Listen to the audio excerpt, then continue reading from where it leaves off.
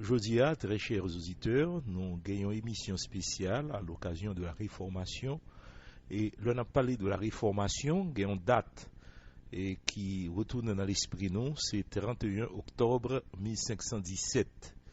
Et c'est jour ça, un moine du couvent des Augustins, de l'ordre des Augustins, a posé ses 95 thèses sur les portes de la cathédrale de Wittenberg en Allemagne. Et j'ai ça, tu as entraîné une série d'événements qui t'a mené à de grands bouleversements spirituels en Europe et à un grand réveil, à un retour à l'écriture, à un retour à la Bible. Et bagay ça a été commencé le 31 octobre 1517. Son date qui est importante parce qu'il marque tout liberté de conscience qui vient. Tout le monde a joui qu'on y a, mais un pile monde qui peut-être pas intéressé à la Bible, à la parole de Dieu, a dit bon, bagay ça pas intéressé moi parce que pas un monde qui est intéressé à la Bible, mais liberté religieuse qu'on gagne là, droit pour gagner pour penser, j'en penser à. Et le Seigneur autorisé, ou bien qu'à la fin, il va mener tout le monde en jugement, il va demander compte de sortir fait pendant on est sur la terre. Mais droit ça gain là, ou peut-être pas tap gagner si événement ça pas passé le 31 octobre 1517. Et pour nous bien comprendre date ça, nous besoin comprendre ça qui t'a passé avant, qui ça qui fait avant 31 octobre 1517, pour nous comprendre ni tout. Nous besoin regarder ce qui a passé dans côté l'islam, dans l'état côté mondial c'est l'islam, il a pratiqué, famille obligée pour te voile sous tête yo, gon série de bagages moun pas ka faire parce qu'on ba menace ou pas si ou gen telle croyance ou gen telle conviction religieuse qui est différente de ça moun yo croit en général, yo ka bon problème parce que n'est-ce pas gen liberté ça. Et ces situations ça chrétienté a été dans le passé. Et la réformation pour libérer conscience yo, il pour libérer cœur yo, et il pour mener pour yo liberté que l'évangile là-bas. En liberté pour nous choisir la vérité, pour nous rejeter avec comme conséquence le jugement éternel de Dieu à la fin.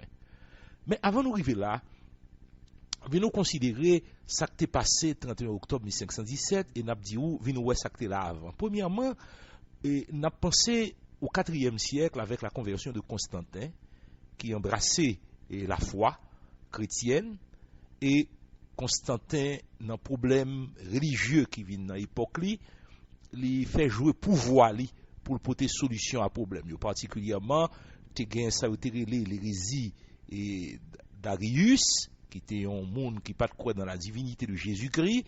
Eh bien Constantin te fait convoquer n'est-ce pas le concile de Nicée et le ça il était venu avec une solution pour affirmer la divinité de Christ. Une décision qui était très bonne le ça, mais plus tard Constantin pral changer, il pral même adopter et conception que Arius même t'a prêché yo.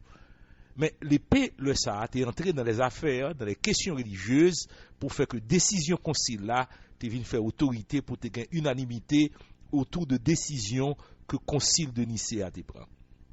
Et même nous, ouais, les évêques qui ont un problème dans yo ont recours à Constantin parce qu'il a le pouvoir de l'épée pour arbitrer et pour prendre décision qui a force que l'épée baille à une décision qu'on empereur prend.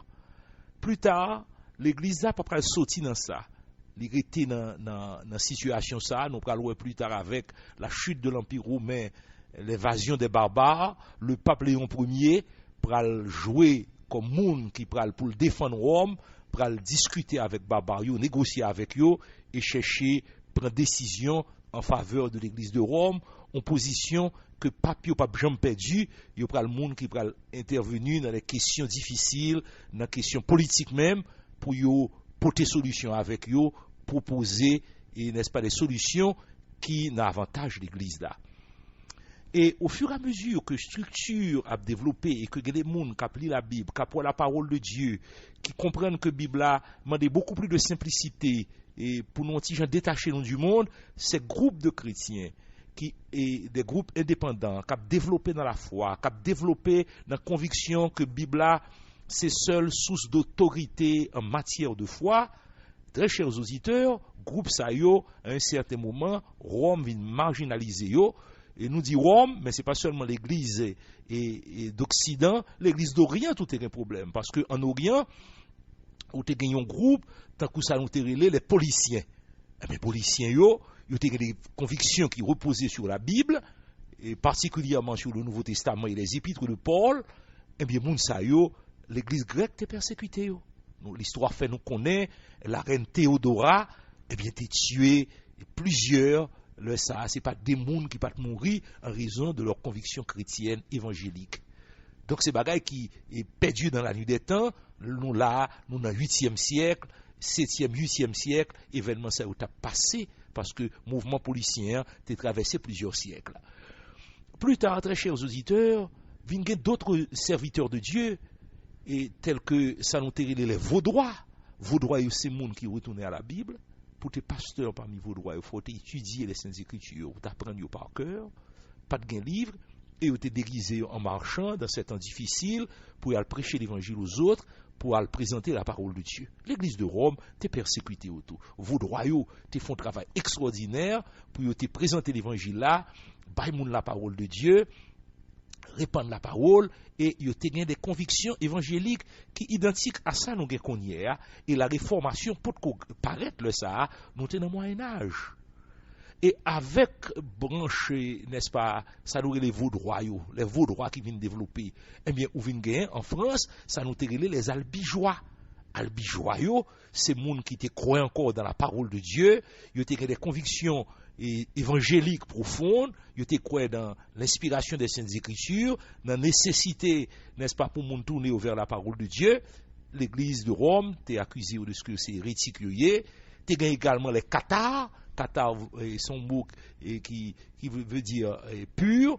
Qatar, tous ces gens qui étaient tournés vers les Écritures, qui étaient remis la parole de Dieu, ils étaient accusés de ce qu'ils étaient adressés, n'est-ce pas, ou bien suivre les coutumes des manichéens. Et c'est des gens, c'est des hérétiques qui étaient, mais si vous regardez pour Jean Qatar, c'est pas ça qui vraiment. C'était des gens qui ont cherché la parole de Dieu dans cette temps, n'est-ce pas, ténébreux, côté ignorance là, c'est ton bagage qui était développé, en plus le monde pas qu'on lit, même prince même qu'on pas qu'on lit. Donc ça te gagne mais yo pas de la pleine lumière que jodi a en chrétien évangélique ou ka ouvrir Bible là ou lili de la Genèse à l'Apocalypse ou gagne des monde qui enseigner ou qui former ou qui lire commentaires ou qui toutes les colois les pour jouer une formation théologique et biblique nécessaire. Bagay ça yo pas de gagner ni. Donc gagne de lumière dans temps d'ignorance ça yo. Très chers auditeurs, il n'y a pas de gagner pour que toutes les, n'est-ce pas, doctrines et équilibre doctrinal, nous avons dit, nous gagnons aujourd'hui. Mais c'est le monde qui t'a servi le Seigneur et qui t'a fait dans l'esprit de l'évangile, dans un esprit évangélique, pour ainsi dire. N'a dit tout, donc tout le monde sait, et particulièrement les Albigeois, t'après font réaction de la part de l'église de Rome.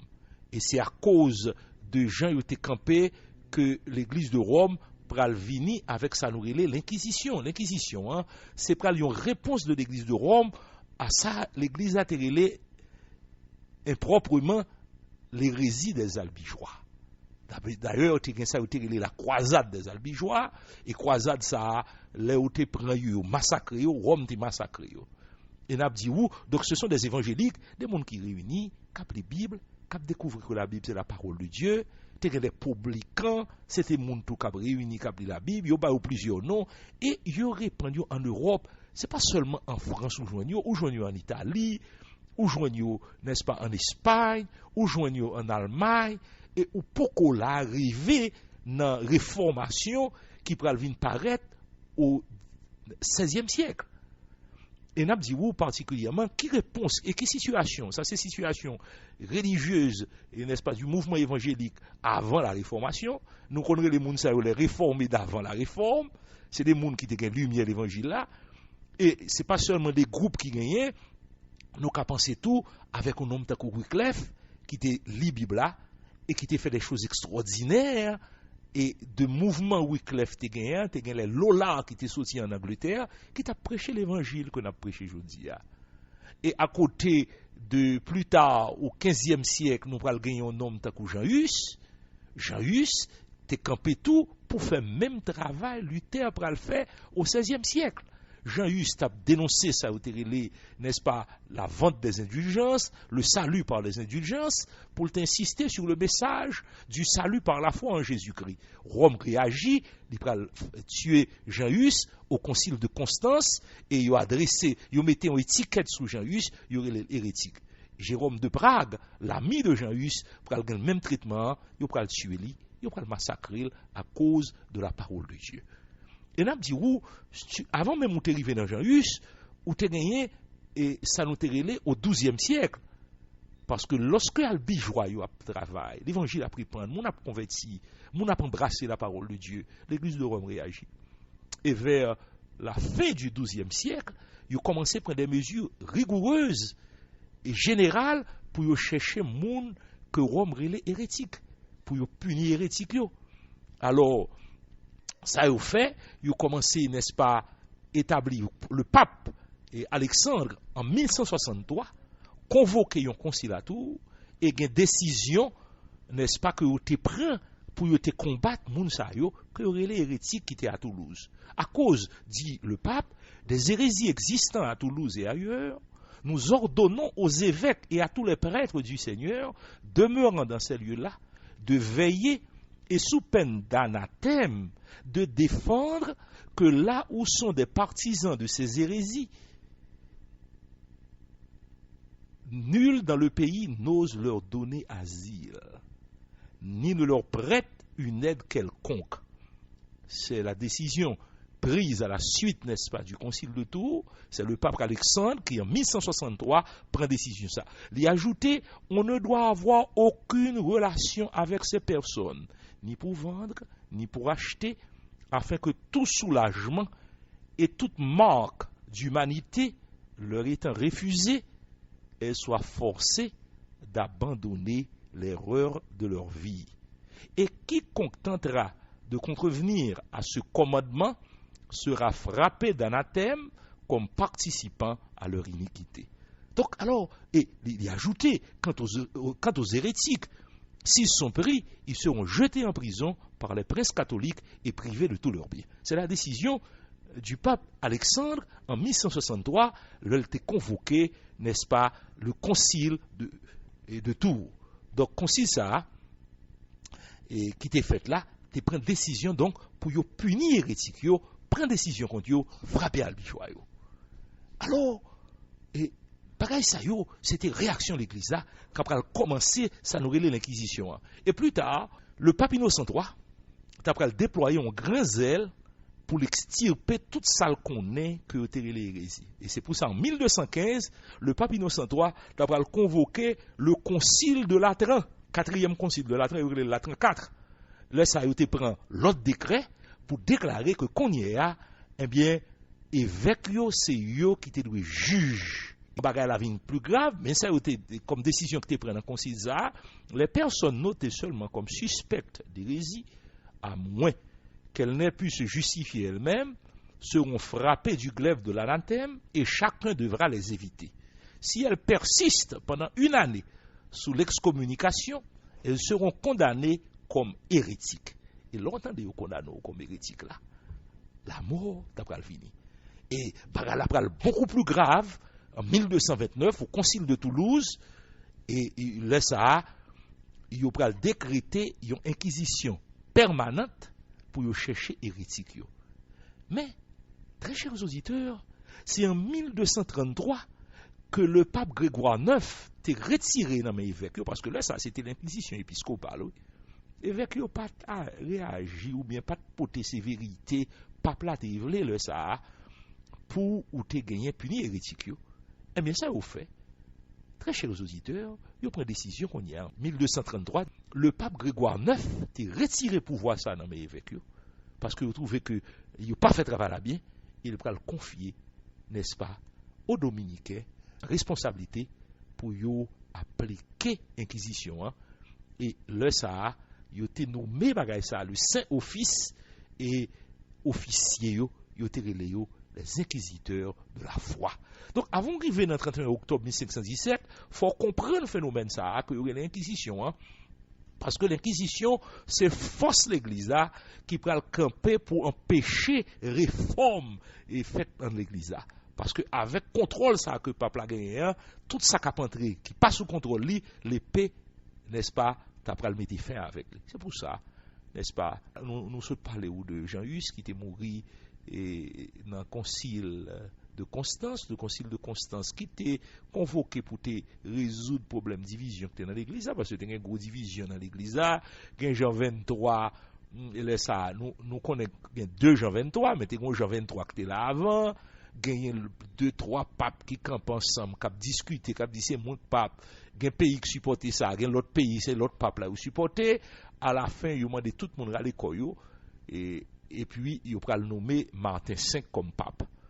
Et c'est dans le concile ça, le concile de Constance qui t'a pris le prendre Jean-Hus qui condamné pour brûler lui comme hérétique et t'a pris le faire comme nous sommes dit où Jérôme de Prague son compagnon subit même sort là tout. Donc c'est comme ça l'inquisition t'a travail. Heureusement le mouvement de Jean-Hus t'a pris gagner un pile effet parce que gagner n'est-ce pas un mouvement puissant évangélique qui t'a pris sorti n'est-ce pas de l'œuvre de Jean-Hus si bien que le monde sait à travers les siècles ou bien à travers les années plutôt, il va chercher pour si pas un monde qui partageait même conviction évangélique avec eux, il va rencontrer Luther, il va les frères de l'unité ou bien l'unité des frères, et bien eux-mêmes, il va rencontrer Luther, chita avec Luther, parler avec lui et même conseiller Luther pour même discipliner dans l'église pour Luther adopter le tout. Donc, très chers auditeurs, tu as des gens qui t'a bataille qui t'a fait le bon combat, livré le bon combat de la foi avant la réformation et moun sa yo était intéressé à l'évangile. Yo était remet parole là. Naturellement, n'a dit où il y a une doctrine qui était fait Jean-Hus pour mourir, c'était doctrine ça était la doctrine des indulgences. Jean-Hus t'a prêché contre ça. Et nous parlerons plus tard, très chers auditeurs, lui-même Martin Luther t'a pris la bataille contre même doctrine ça tout. Contre doctrine indulgence sorti.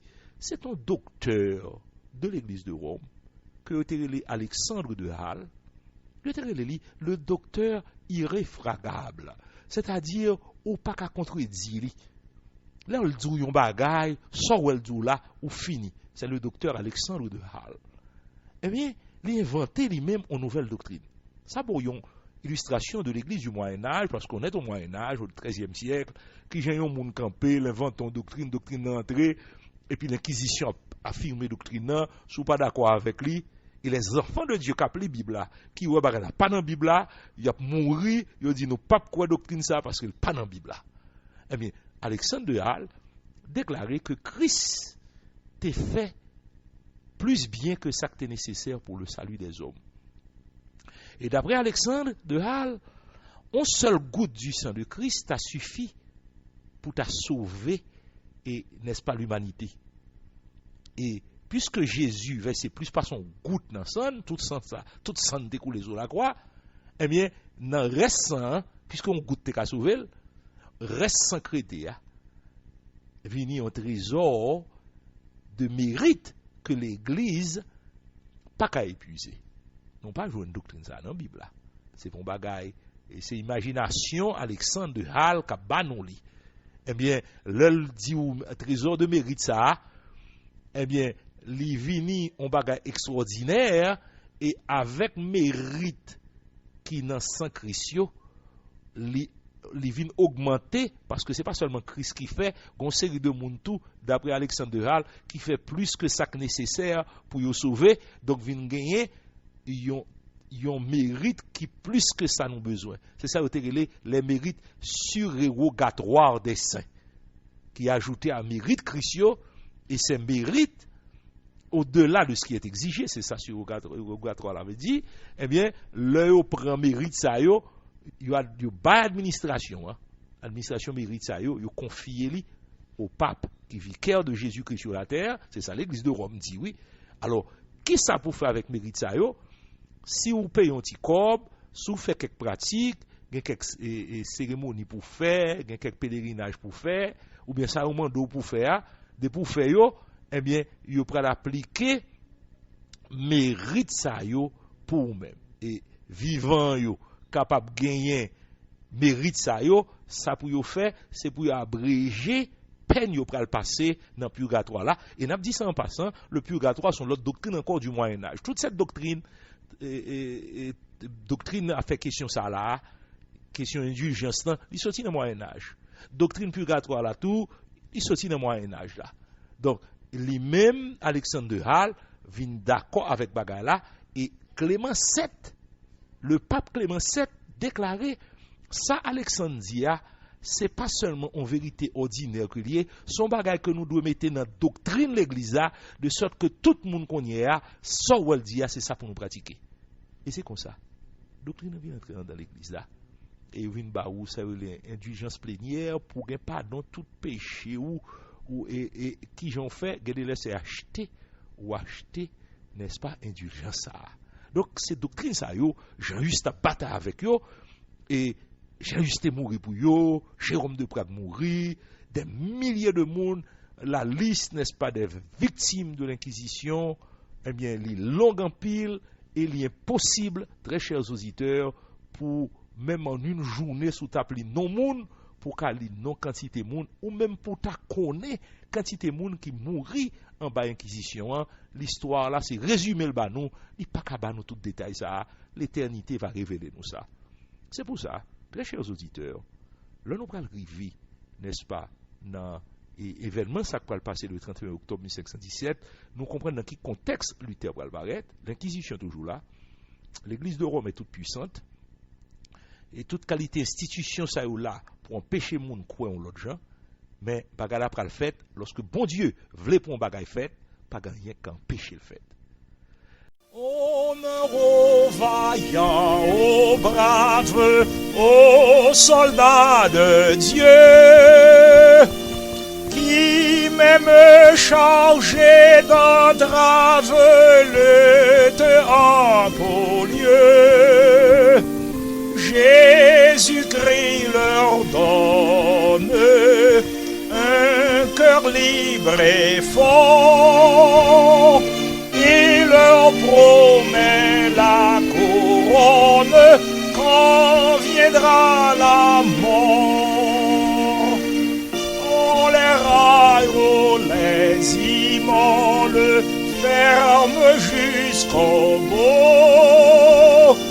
On les voit devant l'idole, seul resté debout. Jésus-Christ leur donne un cœur libre et fort. Il leur promet la couronne quand viendra la mort. On y a l'amour, au courage, ces nobles lutteurs du monde qui les outrage sont les bienfaiteurs. Jésus-Christ leur donne un cœur libre et fort.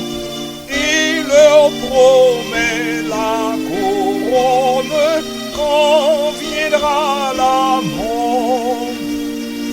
Ils s'en vont et l'on oublie leur nom, leur combat, mais leur sublime folie ne périra pas. C'est toi qui leur donnes un cœur libre et fort.